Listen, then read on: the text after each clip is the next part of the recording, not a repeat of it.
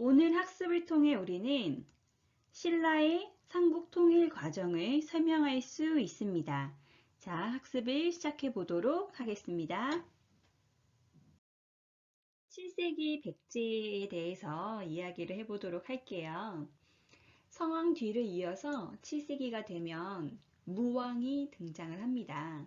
무왕 때에는 제법 잘 나갔어요. 쭉쭉 영토 확장도 하고요. 어마어마한 크기의 절도 지었어요.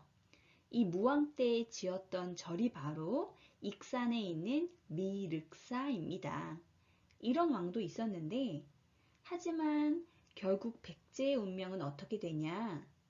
의자왕 때 결국 백제는 멸망을 하게 됩니다. 의자왕과 삼천궁녀 이야기 들어보신 적 있었을 거예요. 한국을 빛낸 100명의 위인들에서도 의자왕과 삼천궁녀는 같이 나오거든요. 근데 의자왕이 우리가 알고 있는 오해와는 달리 사실 엄청 멋진 왕이었어요. 실제 삼천궁녀가 떨어졌다는 그 낙화암, 부여의 낙화암에 가시면요. 삼천궁녀가 떨어질 수 있는 공간 자체가 없어요. 뻥입니다. 말도 안 돼요. 게다가 백제보다 국력이 강했던 조선시대에도 궁녀의 수는 최대 600명 정도밖에 안 됐으니까 사비성에서 삼천궁녀와 향락을 즐겼다는 건 믿기 어렵습니다. 그렇다면 오늘날 우리는 왜 역사적 근거도 없는 삼천궁녀 이야기를 사실처럼 받아들이고 의자왕을 방탕한 왕으로만 기억하게 되었을까요? 이는 일제강점기에 일본이 우리 역사를 폄하하기 위해서 백제 멸망의 원인을 왕의 방탕함으로 왜곡시킨 식민사관에서 비롯된 것이라는 견해가 있어요. 신라가 백제를 멸하면서 너희 백제는 그럴 수밖에 없는 나라였어. 너희 그 의자왕이 향락에 빠져가지고 말이야. 삼천궁녀나 데리고 술 퍼마시고 말이야. 망할 수밖에 없지. 이런 식으로요. 망국의 비애를 담은 문학적 상징에 불과합니다. 사실 의자왕의 뜻은 의롭고 자비롭다 라는 뜻이에요. 정치도 잘했고 백성을 잘 다스리는 훌륭한 왕이었답니다. 국력도 강하게 끌어올려요. 6세기 성왕 때 관산성 전투에서 전사했었잖아요. 그 이후에 언제 이렇게 강해졌는지 신라가 파죽지세로 밀리기 시작해요. 백제가 무려 신라의 40여 개의 성을 함락시켰고요. 경주가 함락되기 이전 상태로 신라가 탈탈 털리게 되는 상황도 있었어요. 자, 여기서부터는 한번 필기를 해볼까요? 그런데 왜 백제는 밀리기 시작했을까요? 잦은 전쟁과 지배 세력의 분열로 백제는 조금씩 균열이 일어나기 시작했어요. 흐트러지고 있는 찰나에 신라는 백제의 위협으로부터 이겨내기 위해 손을 잡았어요. 누구와? 당나라와. 그래서 나당연합군이요. 백제를 함께 공격을 했고요. 우리가 전 시간 애니메이션에서 봤던 것처럼 결국 황산벌 전투에서 김유신 장군이 이끄는 신라 부대에게 계백 장군의 부대가 패배하게 되면서 백제는 기울게 됩니다. 결국 660년에 사비성은 함락되었고 멸망에 이르게 돼요. 사실 백제 역사가 여기서 끝은 아니고요. 백제 멸망한 다음에 이렇게 끝날 수는 없다 해서 부흥운동, 고구려처럼 백제 부흥운동이 전개가 되거든요. 고구려에서는 건모잠, 고연무, 안승처럼 백제에서는 흥치상지, 도침, 복신, 이게 조금 어색하지만 다 사람 이름이거든요. 이런 인물들이 또 백제 부흥 운동을 일으키고 있어요. 또 놀라운 게 있어요. 이때요, 일본이 이 백제 부흥 운동을 도와줘요. 당시 일본 정권에서요, 명운을 걸고, 정권을 걸고 총력전을 해서 이 백제를 도와줍니다. 신기하지 않아요? 아니, 왜 일본이? 백제와 일본의 관계는 진짜 우리가 알고 있는 그 관계 이상의 친밀도가 있었던 것 같아요.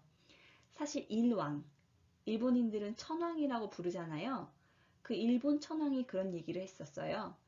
천황가의 핏줄에는 백제의 핏줄이 있다라고 스스로 이야기를 했다고 그래요. 결국 이 백제 부흥운동에 총력전을 쏟아부어서 일본은 결국 이것 때문에 정권이 교체가 될 정도로 사활을 걸고 어떻게든 백제를 다시 일으켜 세우려는 모습을 일본이 보였다는 사실. 이것도 참 흥미로운 고대사의 수수께끼입니다. 자, 이렇게 백제의 성장과 개혁을 지나 전성기를 지나 쇠퇴기의 모습까지 살펴보았습니다. 자, 이제 7세기 신라 이야기를 해볼게요. 이 이야기를 마치고 나면 여러분들은 신라의 삼국 통일 과정을 여러분들 스스로 설명할 수 있게 됩니다. 앞서 백제의 공격으로 탈탈 털리던 신라. 결국 선동여왕은요, 고구려의 도움을 요청하고자 김춘추를 사신으로 고구려로 보냈어요. 이와 관련한 재미난 읽기 자료가 있거든요. 꼭 읽어보시기를 바랍니다. 선생님이 링크를 걸어드릴게요. 신라의 김춘추와 그때 당시 고구려의 연개소문 사이에서는 협상이 이루어지지 못했어요. 불발됩니다. 고구려는 신라를 도와주지 않았어요. 그리고 난 다음에 김춘추는 일본으로 갔는데 일본도 신라의 제안을 거절합니다. 이 김춘추는 이제 고민을 하게 돼요. 신라가 어떻게 하면 강성하게 그리고 더 오래 버틸 수 있을까 고민을 하다가 결국 파트너로 선택한 것은 중국 세력이었습니다. 김춘추는 결국 나당 동맹을 체결하기에 이르릅니다. 당나라와 손을 잡는데요. 당나라는 약속대로 백제의 뒤통수를 공격하게 됩니다. 당나라 군대가 서해안을 건너서 금강하구를 통해서 마구 쳐들어오니까 백제는 경주 함락 직전에 할 수 없이 군대를 돌려서 방어에 치중을 하게 되고요. 이렇게 백제가 당나라 군대의 기습 때문에 휘청거릴 때 신라는 백제에게 치명타를 날립니다. 그게 바로 황산벌 전투예요. 김유신과 계백의 세기의 대결이었죠. 백제의 계백 장군이 꽤나 선전했지만 대세는 이미 신라에게 기울어져 있었고 결국 백제는 불리함을 극복하지 못하고 황산벌 전투에서 패배하고 맙니다. 결국 백제는 몰락하였고 사비성도 함락되어 버렸습니다. 그리고 얼마 지나지 않아 웅진성으로 피신했던 의자왕이 660년 항복하고 당나라로 끌려갑니다. 결국 백제가 멸망하고 뒤를 이어서 고구려도 멸망하는 이런 모습이 보여지게 되는 거죠. 어쨌든 신라 입장에서는 최선을 다한 겁니다. 근데 문제가 생겨요. 뭐냐 하면 이 당나라가 또 딴지를 거네요. 분명 나당 동맹을 해서 당나라가 고구려 영토를 가지고 신라는 백제 영토를 가지고 가기로 했거든요. 근데 당나라가 웃겨요. 한반도 전체를 집어삼키려고 신라까지도 먹어치우려고 하는 거예요. 그건 아니지. 이건 약속이 틀리잖아. 하면서 나당 연합이 결렬되고 이제는 나당 전쟁이 펼쳐지게 됩니다. 나당 전쟁, 신라와 당나라의 전쟁. 이 나당 전쟁의 대표적인 전투가 있다면 이것은 핵심 키워드니까 기억을 해주셔야 돼요. 매소성과 기벌포 전투. 매소성과 기벌포 전투. 이 나당 전쟁에서 신라가 승리를 하면서 결국 삼국 통일을 이뤄내고 있더라. 676년 신라에 의한 삼국 통일. 물론 영토를 많이 잃었기 때문에 불완전한 통일이라는 한계가 있지만 어쨌건 간에 삼국을 최초로 하나로 묶어내는 역할, 그 출발점을 열었다라는 데에서 의의가 있겠습니다. 가장 늦게 출발했던 나라가 이렇게 결국 주인공이 된다는 이 엄청난 드라마틱한 역사의 한 장면을 지금 보고 계신 거예요. 반전 아니에요? 그 누구도 신라가 삼국의 주인공이 되리라고는 상상하지 못했을 거예요.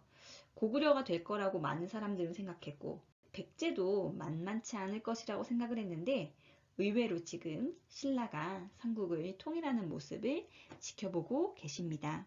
신라의 삼국 통일에 대해 여러분은 어떻게 생각하시나요?